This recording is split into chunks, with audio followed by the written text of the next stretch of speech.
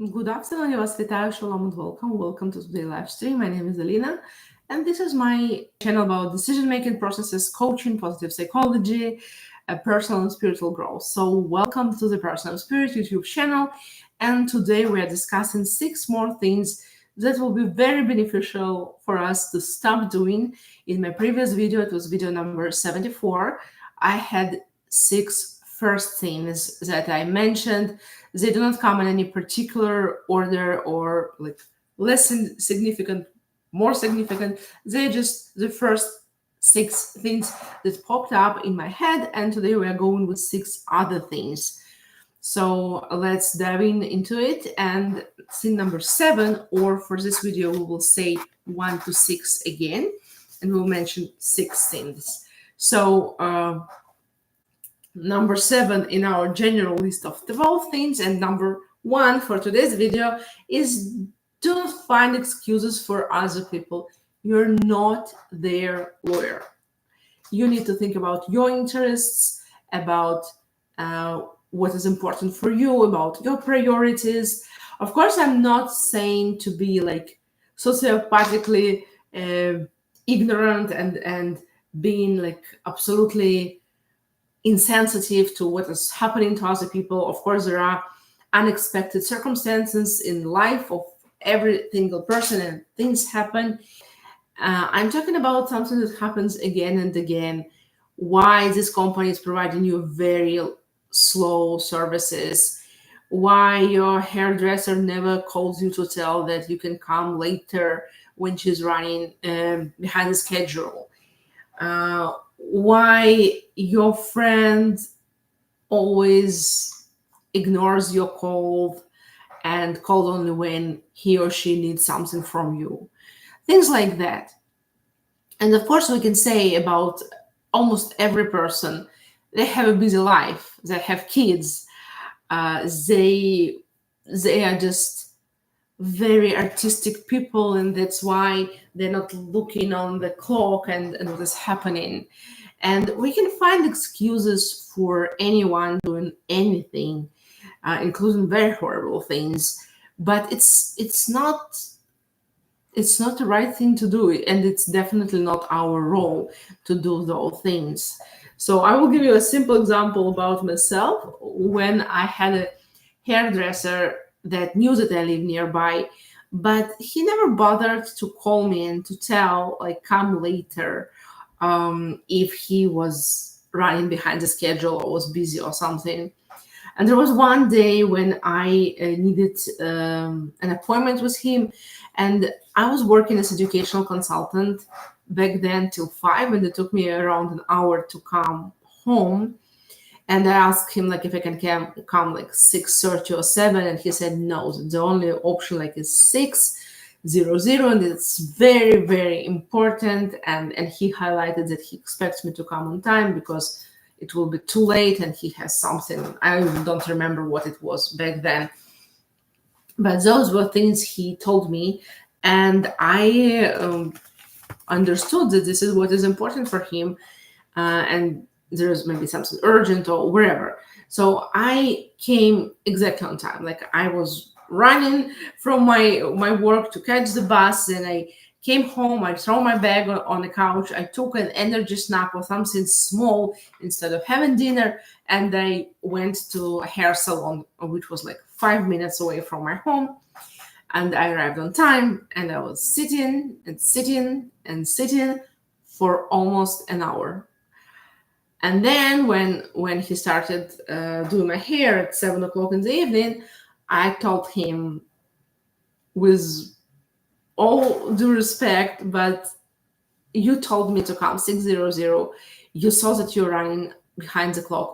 Why couldn't you just call me and tell me, take your time, and I live nearby, take your time, come at 7 or come at 6:45, just to be safe that you will not be waiting for me.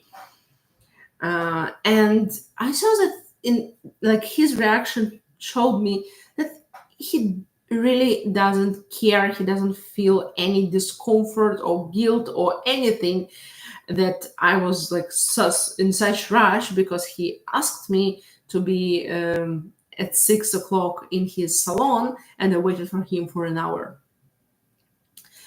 And it wasn't my role to think that he's so artistic, or he was just busy, or he had a crazy day, or whatever. I just knew that I need to find a new salon, and I did, and so it was better and also cheaper. Yeah, it wasn't so convenient, not 5 minutes walk from my home, but it worked perfect for me, and it was a good choice to do. So instead of thinking and finding excuses for other people mistreating you, remind yourself that you're not their lawyer and you need to have your interests in mind. It's totally fine. Number 2 is stop beating and blaming yourself for things you did or chose decades ago. Use your demanding voice to stop those thoughts in your head. Give yourself a command to stop when those thoughts arrive. What do I mean? That sometimes we did things that we're not proud of. I remember when I was, for example, at high school, there could be like a boy or a girl that liked me, and I was not mentally prepared, not fully developed emotionally to tell them that I'm not interested in a polite, respectful, and sensitive way. Because it was more my like protective mechanism, like to say like what I'm saying, or making a joke or something. And I'm not proud of it now when I'm an adult person. But back then, I did the best I could. Like I wasn't like telling jokes about them to other people. I wasn't saying what they told me just now. I was just reacting in a way that I think is like maybe was very insensitive or traumatizing to the person at that moment. But I did it not because I was like evil or bad person. It was the way I could react at that age with that level of development, emotional development that I had when I was like, I don't know, 16 or 15 or whatever. The same scene comes when you did something awkward and you said, wow, I stepped there and then I slipped and then I fall and then people laughed at me. And then like you didn't plan it, you didn't do it on purpose. Or even if you did because you wanted attention. So there was something in you at that moment, at that period of life that make you act this way. Other thing about decisions, we make decisions based on our knowledge, experience, awareness, and information that is available to us at that moment when we are making decisions. And sometimes we're making decisions that later, when we are more experienced and we have more information and data available to us, and based on things we already learned from the mistake we did earlier, we realized that it wasn't the best idea, okay? It wasn't the best decision and way of action. And then we're starting to beat ourselves and to blame ourselves. How could I do this and this? How I didn't use this and that? How is it possible? This is like horrible. And how could I be so stupid? And we are like beating ourselves and blaming ourselves and attacking ourselves like we are our own worst enemy. So remind yourself when you're starting this thing of blaming yourself for doing things wrong, for making decisions that didn't serve your interests in the long run, that you did the best you could with level of knowledge, awareness, and with information you had at that moment. I also not that long ago had an investment that wasn't profitable. Like it didn't put me in a bad situation of debts, but it didn't give me the profits I hoped to get from that investment. And I did it because I was not experienced enough, and I didn't know some nuances that I relied on my on a specialist I was working with. Let's say that this person will know more and will take care of it. And now when I know those things, I will definitely check those things when I'm doing a similar investment in the future. But sometimes it's hard to stop those thoughts. They're like very, not aggressive, but like they're just not letting you go. And our thoughts are not always our decision. It's very important to be aware of it. That things we think are not always things we choose to think. It's not that I'm finding time and I'm like sitting down and like, okay, now I will think about this boy in 10th grade when he told me that he likes me, and I laughed at him and told him some ridiculous joke and went away. How insensitive it was and how maybe I traumatized him. Now we'll sit and think about it. No, we're not choosing those things. Those things are just hitting us. They're just coming to our head and they're starting to think themselves, those thoughts. And our mission is to stop them.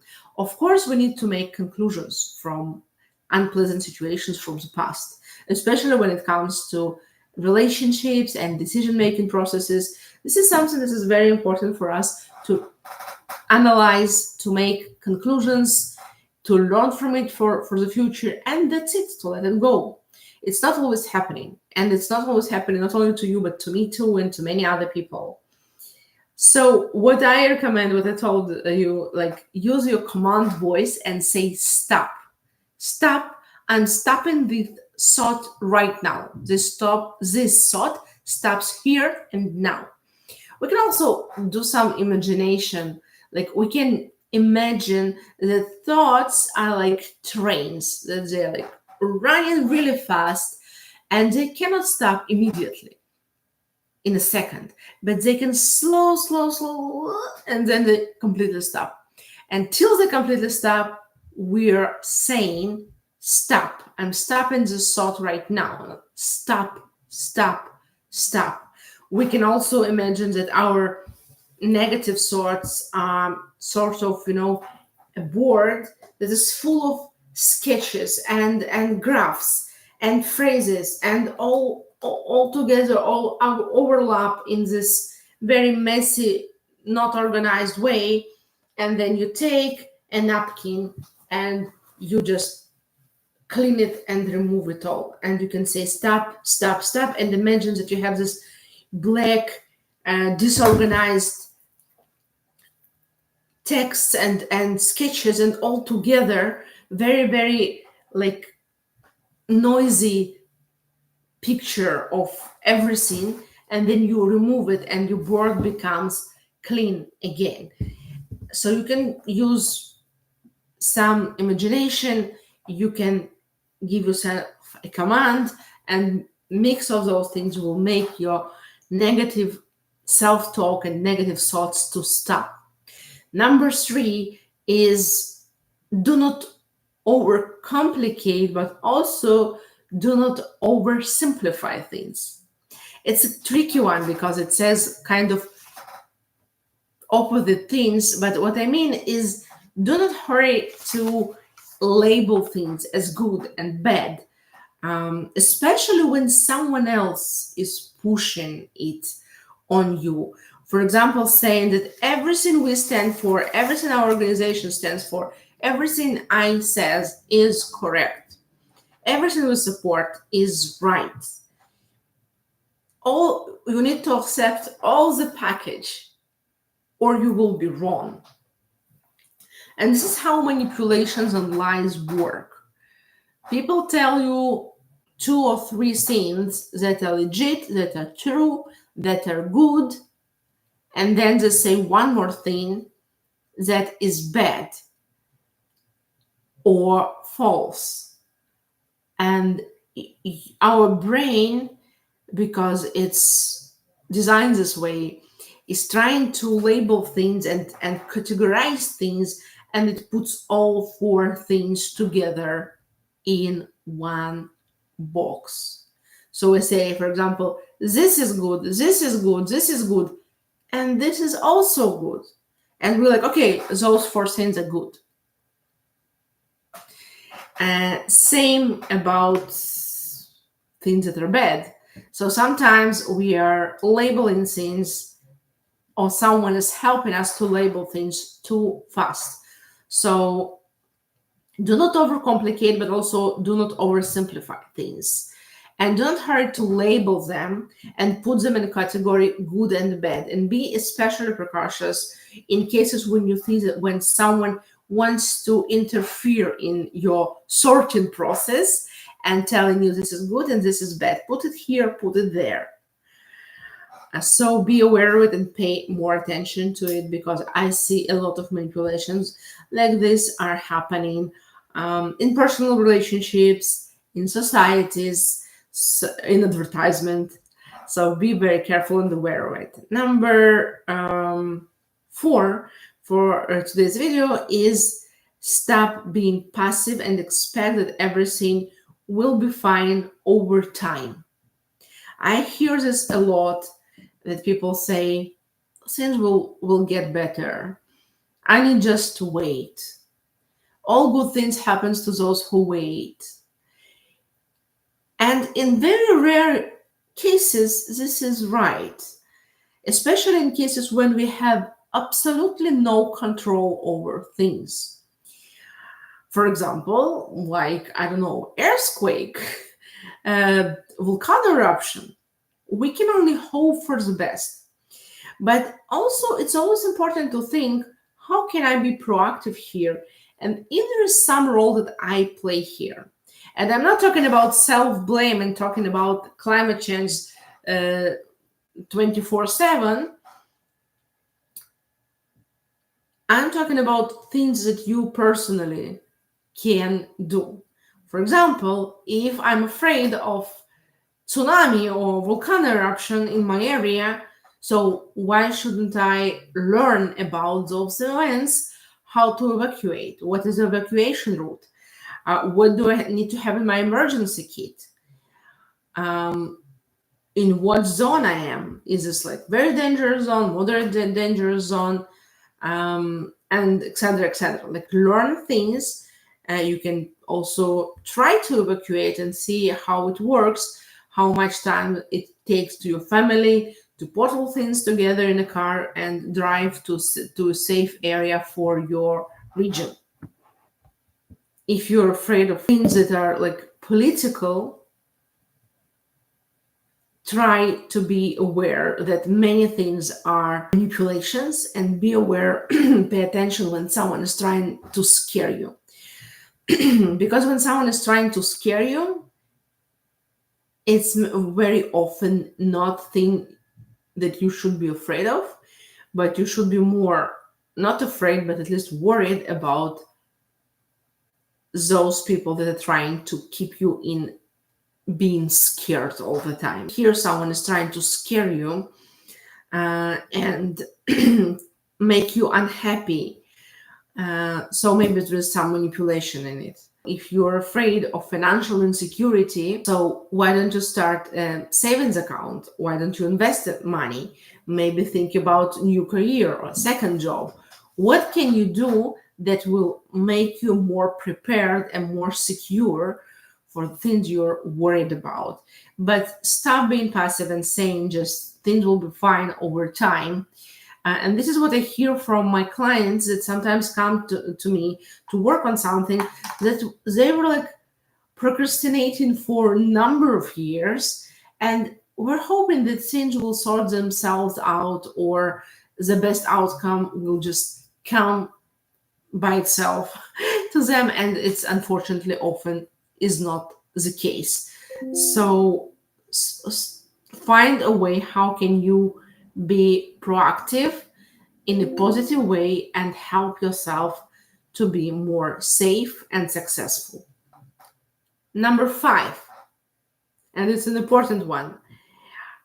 Do not believe easily bad things people are saying about others and good things they are saying about themselves. I definitely need to write it on my Instagram as a separate post, as a quote or something. But this is a really important thing. And also when it comes to